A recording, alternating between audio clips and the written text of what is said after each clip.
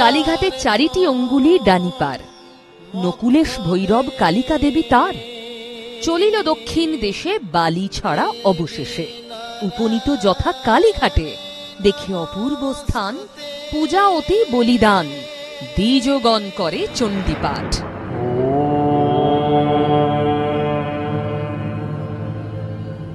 भरदं चक्रगदेषु चापपरिदं शूलं कुशुण्डीशिरं शङ्खं सन्ददतिं करस्त्रिनयनं सर्वाङ्गभूषाभूतां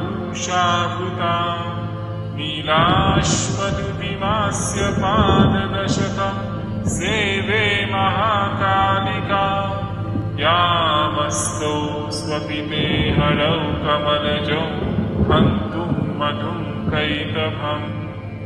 ভারতের তীর্থে তীর্থে দুর্গম সতীপীঠ পরিক্রমায় এবার আমরা শহর কলকাতায়। আর কলকাতার সঙ্গে পরতে পরতে মিশে আছে কালী কলকাতাওয়ালি। ঠিকই ধরেছেন, এই হলো সেই সাধন রহস্যে মোড়া কালীতীর্থ কালীঘাট।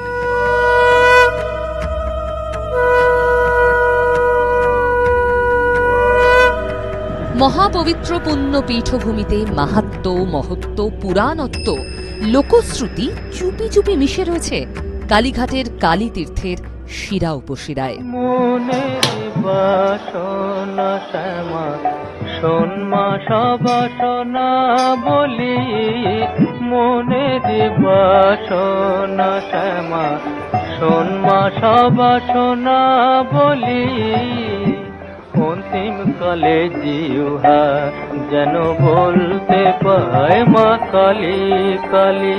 কেউ আসেন সব হারিয়ে, কেউ আসেন সব পাওয়ার কামনায়।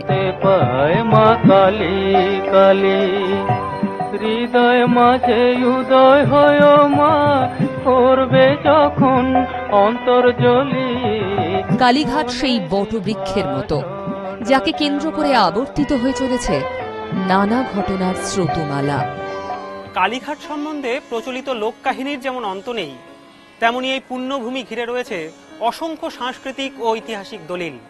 পীঠমালা অনুযায়ী সেই দক্ষিণেশ্বর থেকে বহুলা অর্থাৎ বেহালা পর্যন্ত ধনুকাকৃতির এই বিশাল ভূখণ্ডই ছিল সে যুগের কালীঘাট। কিংবদন্তি কাশীর মতো পুণ্যক্ষেত্র কালীঘাটে কীটপতঙ্গ মরলেও সঙ্গে সঙ্গে তারা মুক্তি পেয়ে যায়। দেবী ভাগবত অনুযায়ী এই বৃহৎ অঞ্চল কাশীর মতো পুণ্যভূমি, পুণ্য পীঠস্থান। এই কালীপীঠ গড়ে ওঠার পিছনে নানা কাহিনীর জাল বিস্তৃত। কালীঘাট মন্দিরের স্থাপনা বা বিগ্রহের ইতিবৃত্ত জানতে শাস্ত্র পুরাণ সর্বত্রই একেবারে জটিলতা বা জনশ্রুতির অন্ত নেই। তবে বিগ্রহের প্রথম প্রকাশে যে দুজন সন্ন্যাসীর অবদান একেবারে অনস্বীকার্য, তারা হলো ব্রহ্মানন্দ গিরি আর আত্মারাম ব্রহ্মচারী। বহু যুগ আগের কথা, ভাগীরথীর তীরে পর্ণকুটিরে বাস করতেন এক ব্রহ্মচারী। একদিন সন্ধ্যায় দেবী বন্দনার পরে তপস্বী দেখলেন গঙ্গার জলে এক অদ্ভুত আলোর খেলা। সেই আলোর অনুসন্ধানে সমস্ত রাত্রি উত্তেজনায় ঘুমই হয়নি তার। ভোরের আলো ফুটতে দহের তীরে তিনি দেখলেন একটি বিরাট পাথর। সেই পাথরের গায়ে অঙ্কিত দেবীর মুখমণ্ডল।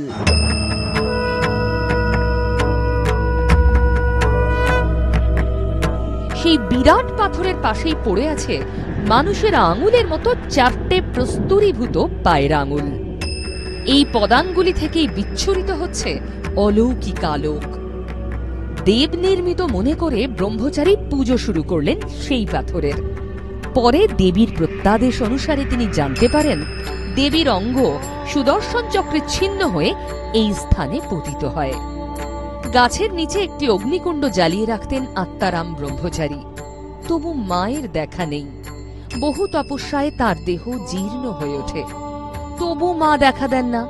দিনের পর দিন সাধনা। হঠাৎ একদিন গভীর রাতে আত্মারাম শুনতে পান দেবীর কণ্ঠস্বর।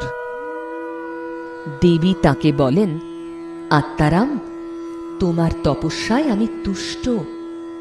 তোমায় আমার একটি কাজ সম্পন্ন করতে হবে। অনেক কাল আগে নীলগিরি পর্বতের এক নির্জন দেশে ব্রহ্মানন্দ গিরি নামে এক সন্ন্যাসী রয়েছেন। তিনি আমাকে তপস্যায় তুষ্ট করে একটি শিলাখণ্ডের মধ্যে বন্ধ করে রেখেছেন। তুমি সেই শিলাস্তম্ভটি এই স্থানে নিয়ে এসো, আর প্রথমাবস্থায় তুমি যে শিলার উপর বসে তপস্যা করেছ সেই শিলা হল ব্রহ্মবেদী। স্বয়ং ব্রহ্মা এখানে তপস্যা করেছিলেন। তুমি সেই ব্রহ্মবেদীর ওপর ব্রহ্মানন্দের শিলাস্তম্ভকে স্থাপন করবে এবং এই স্থাপিত শিলায় আমার মূর্তি ফুটিয়ে তুলে আমাকে প্রতিষ্ঠা করবে। তোমার সম্মুখে ওই পুকুরের মধ্যে রয়েছে আমার পায়ের 4টি অঙ্গুলি। কিছু দূরে রয়েছেন পীঠাধীশ নকুলেশ্বর। তুমি সব উদ্ধার করে সেই পীঠস্থানকে জনসাধারণের মধ্যে প্রকাশ করবে। মায়ের আদেশ শুনেই আত্মারাম নীলগিরির উদ্দেশ্যে যাত্রা করেন। নীলগিরির নির্জনে তখন ব্রহ্মানন্দ শিলাখণ্ডে মায়ের জীবন্ত অস্তিত্ব অনুভবে বিভোর। সেখানেই দেবী আবির্ভূতা হয়ে আত্মারাম ও ব্রহ্মানন্দকে নির্দেশ দেন। দেবীর কথা অনুসারে দুজনে শিলাখণ্ডের ওপর বসে চোখ বুজে কালীক্ষেত্রের ধ্যান করতে থাকেন এবং কয়েক মুহূর্ত পরেই তারা অলৌকিক উপায়ে পৌঁছে যান গঙ্গা তীরের কালীক্ষেত্রে। কালীক্ষেত্রে পৌঁছে সেই 12 হাত লম্বা ও 2 হাত চওড়া কালো পাথরে 2 সন্ন্যাসী দেবীর রূপ দেওয়ার চেষ্টা করেন। তাদের চোখের সামনে ভেসে ওঠেন মা, ত্রিনয়নী মূর্তি তার। তখন থেকেই কালীঘাট পবিত্র সতীপীঠ।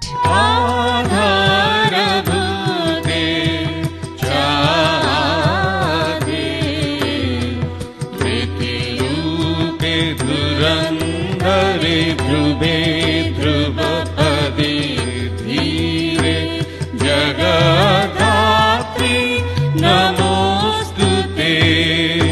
আত্মারাম ব্রহ্মচারী যে পাথরে বসে সাধনা করেছিলেন সেটাকে বলা হয় ব্রহ্মপীঠ।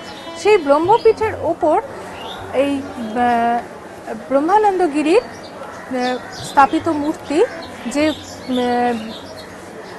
পাথরটিকে তিনি পূজা করেছিলেন, যেখানে তিনি দেবীকে আবদ্ধ করে রেখেছিলেন, সেই পাথরটি প্রতিষ্ঠিত হয়েছে। এ সবাই খাইয়ে দিয়ে জগতের মধ্যে তবে পরে খায়, এমন পীঠ আছে।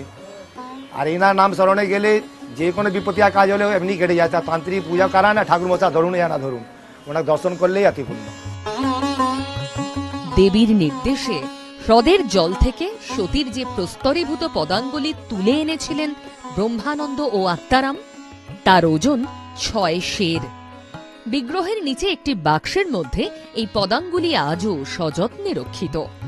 কালীঘাটের সেবাইত হালদার বংশের বংশগত বিবাদের ফলে দেবীর এই পদাঙ্গুলি হরণেরও চেষ্টা হয়। এই সময় হাত থেকে পড়ে 6 সের ওজনের বস্তুটি 2 টুকরো হয়। যেহেতু স্নানযাত্রার দিন দেবীর পদাঙ্গুলি উদ্ধার হয়েছিল, সেহেতু প্রতি বছর এই দিনেই দেবীর পবিত্র অঙ্গকে স্নান করানো হয়।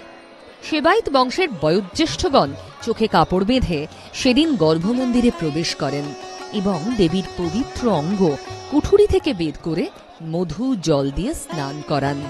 স্নানের পর আবার চোখ বাঁধা অবস্থাতেই গর্ভমন্দির থেকে বেরিয়ে আসেন সেবাইতগণ।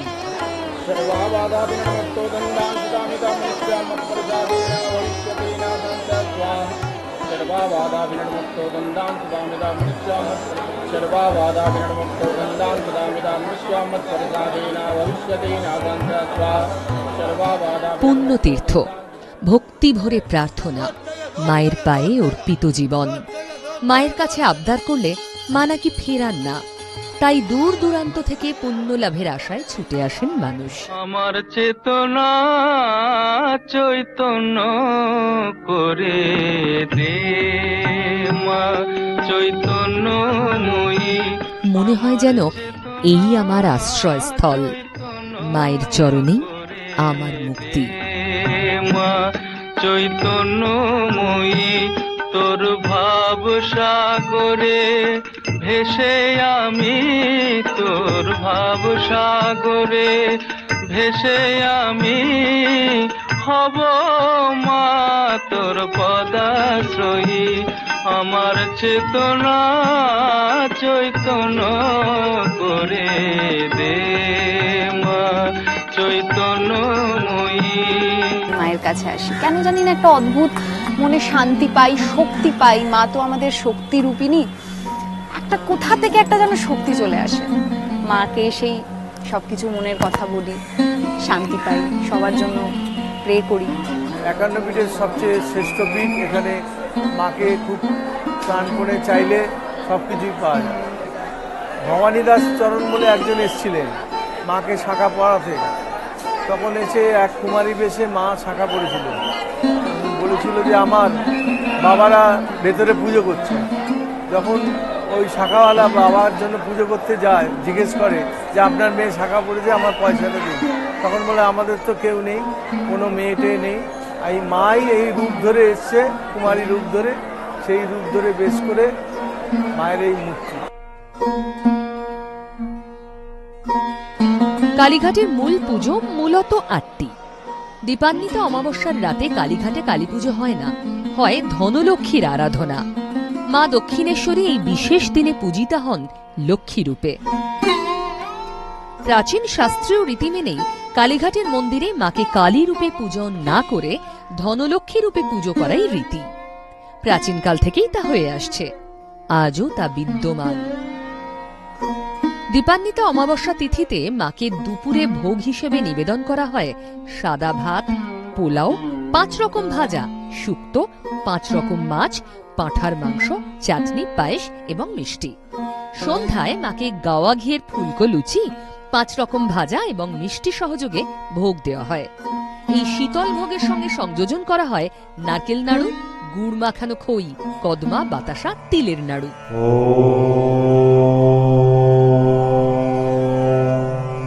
কালীঘাট কালী মন্দিরের কোষ্ঠী পাথরের কালী মূর্তিটি অভিনব রীতিতে নির্মিত। মূর্তিটির জিভ, দাঁত ও মুকুট সোনার, হাত ও মুন্ডমালাটিও সোনার। কালীঘাট মহাশক্তিপীঠ, সকল পীঠস্থানের শ্রেষ্ঠ। মহাশক্তি রূপিণী কালী, পীঠরক্ষক ভৈরব নকুলেশ্বর। এখানে পুজো দিলে মনোবাঞ্ছা পূর্ণ হয়। কালীঘাটের দেবী কালিকা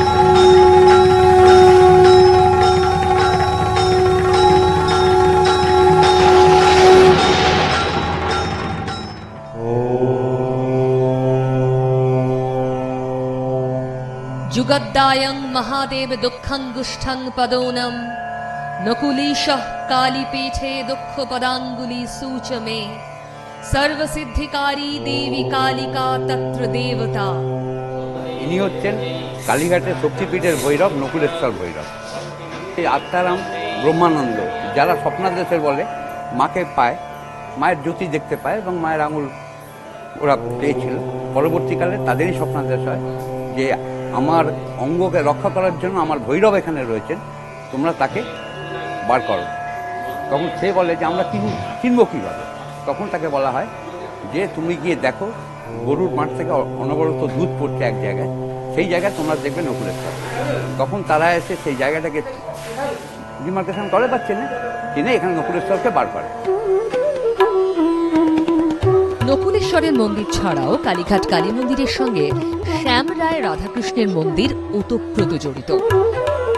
রামনবমীর সময় এই রাধাকৃষ্ণ পথভ্রমণে বেরোন এবং পথভ্রমণের পরে এই রাধাকৃষ্ণ মা কালীর পাদপদ্মে শয়ন করানো হয়। সেই সময় কৃষ্ণকালী করা হয় এবং পাদপদ্মে সারা রাত্রি শয়নের পরে এই রাধাকৃষ্ণকে আমাদের পাশে গোলমঞ্চ আছে, সেই গোলমঞ্চে আমাদের রামনবমীর আবির খেলা হয়। ব্রহ্মানন্দগিরি বা আত্মারাম ব্রহ্মচারীরা তো ছিলেনই, কালীঘাটের সাধন ক্ষেত্রের সঙ্গে অঙ্গাঙ্গিভাবে জড়িয়ে আছেন লোকনাথ ব্রহ্মচারী, ঠাকুর রামকৃষ্ণ, মা শারদা, স্বামী বিবেকানন্দ, এমনকি ভগ্নী নিবেদিতাও। কালীঘাট প্রসঙ্গে 19বিংশ শতাব্দীর সূর্য সদৃশ আধ্যাত্মিক পুরুষ শ্রীরামকৃষ্ণের প্রসঙ্গ এসেই যায়। এই মন্দিরের সঙ্গে জুড়ে আছেন বিবেকানন্দ, ভগিনী নিবেদিতাও। তখন সবে বিদেশ থেকে ফিরেছেন বিবেকানন্দ। দক্ষিণেশ্বর মন্দিরে তার প্রবেশ নিষেধ হয়েছে, কিন্তু এই মহাতীর্থের দুয়ার তার জন্য খোলা। এই নাট মন্দিরেই এক বিদেশি রমণী ভারতের কালীতত্ত্ব উপস্থাপিত করেন বিগ্রহের সম্মুখে। ইতিহাসের দিক দিয়ে এ এক উল্লেখযোগ্য ক্ষণ বই কি। দেবীর ত্রিনয়ন দর্শনের মধ্যে দিয়েই মানুষের মধ্যে তার শক্তি সঞ্চারিত হয়। শারদা মা এসছেন এখানে, এসে পূজা দিয়েছেন, দিয়ে নামছেন যখন, তখন তিনি সিঁদুর পরিয়ে দিচ্ছেন মেয়েদেরকে। হঠাৎ একটি মেয়েকে সিঁদুর পরিয়ে দিতে মেয়েটি চমকে উঠল। মা বললেন যে তোমার কি লাগলো? মেয়েটি তাকাতেই দেখলেন ত্রিনয়ন। अगम्ये जगतामाद्ये माहेश्वरी वरांगणे अशेष रूपे रूपस्थे जगद्धात्री नमोस्तुते। পৃথিবীর সমস্ত আনন্দের উৎস বোধ হয় মা শব্দের মধ্যে লুকিয়ে, যে অবলম্বনকে কেন্দ্র করে প্রতিটি জীব একটু একটু করে পরিপুষ্ট হয়, সেই সৃষ্টির ভাণ্ডার, স্নেহের সাগর হল মা। সতীর দেহছিন্ন 51টি পীঠ মূলত মাতৃপীঠ রূপে পূজিতা। কালীঘাটের নিকষ কালো মা কালী, টানা টানা চোখ, বিশাল জিহ্বা, সতী কালিকাও সেই মায়েরই এক রূপ, যার পায়ে মাথা ঠেকালেই ধুয়ে যায় পাপ, অবারিত বর্ষিত হয় পুণ্যবারী ধারা। सर्वस्वरूपे सर्वेशे सर्वशक्ति समन्विते भये भ्रोस्ताहिनो देवी दुर्गे देवी नमस्तुते।